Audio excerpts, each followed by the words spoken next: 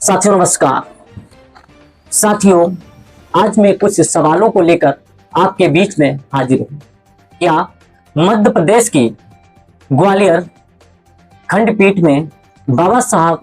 संविधान निर्माता डॉक्टर भीमराव अंबेडकर की प्रतिमा लगना उचित है?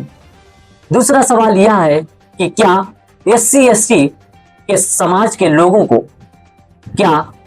आज मनुवादी और जातिवादी लोगों के द्वारा न्याय मिल रहा है? साथियों, इससे पहले मैं आपको बता दूं, जयपुर हाई कोर्ट में जब मनु की प्रतिमा लगी तो किसी भी वकील ने विरोध नहीं किया, लेकिन जब मध्य प्रदेश की ग्वालियर हाई कोर्ट में बाबा साहब की प्रतिमा को लेकर लगने को लेकर बात हुई तो जातिवादी और मुट्ठी भर लोग जो तुच्छ मानसिकता रखते हैं, जो आज भी शोषित वंचित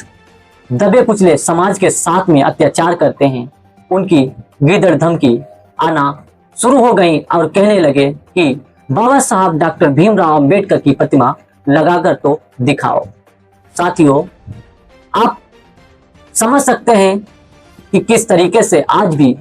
शोषित वंचित और दलित समाज पर अत्याचार हो रहा है, क्योंकि जब संविधान निर्माता डॉक्टर भीमराव अंबेडकर ने संविधान लिखा, उनकी प्रतिमा से आज भी लोग इतनी घृणा करते हैं, तो एससी एसटी के समाज के लोगों को न्याय कैसे मिल पा रहा होगा? साथियों, जयपुर में के हाई कोर्ट में मनु की प्रतिमा लगी, उसके विरोध में कोई भी वकील, चाहे वो एससी समाज का हो या एसटी समाज का हो या ओबीसी समाज का हो, किसी ने विरोध नहीं किया। लेकिन आज जब मध्य प्रदेश की ग्वालियर खंडपीठ में बाबा साहब की प्रतिमा लगने को लेकर फाउंडेशन बना दिया गया, तो कुछ जातिवादी मनुवादी विचारधारा के लोग कहते हैं कि किसी भी प्रकार का कहीं से भी परमिशन नहीं है। आप समझ सकते हैं, क्या हाई कोर्ट में जहां परिंदा भी पर नहीं मार सकता है, वहां पर बाबा साहब की प्रतिमा को लेकर फाउंडेशन कैसे बन सकता है? जो एक पक्ष बाबा साहब की प्रतिमा को लगाना चाहता है, उसका कहना है कि बाबा साहब की प्रतिमा को लेकर हाई कोर्ट के नियम के अनुसार जो अनुमति मिली है,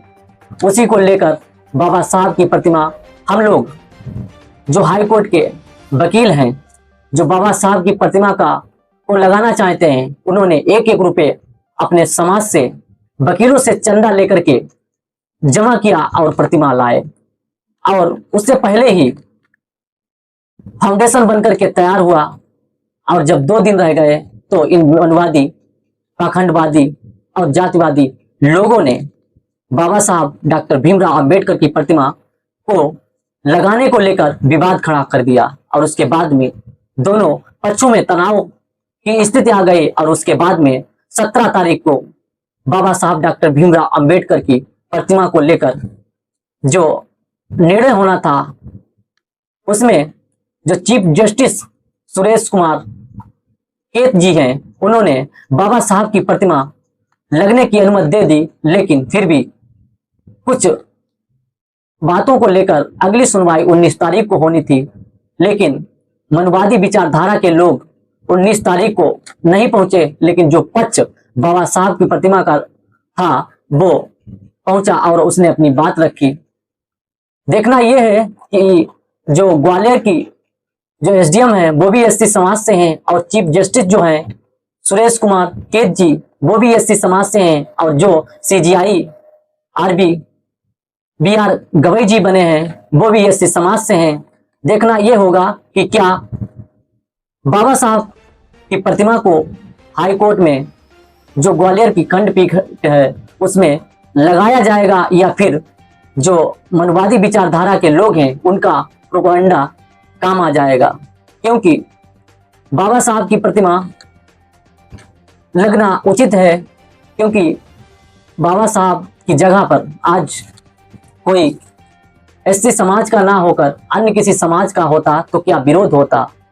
जबकि बाबा साहब ने संविधान लिखा और सबको समानता का जो अधिकार है दिया, क्योंकि बाबा साहब के साथ में तो अनेक प्रकार से अत्याचार हुए, लेकिन उनकी प्रतिमाओं से आज भी लोग घृणा करते हैं, जबकि सबको समानता का अधिकार बाबा साहब ने दिया। आप इस वीडियो से समझ सकते हैं कि क्या इन लोगों की मानसिकता होगी और किस तरीके से SC ST समाज के लोगों को ये न्याय दिलाने का काम करते होंगे।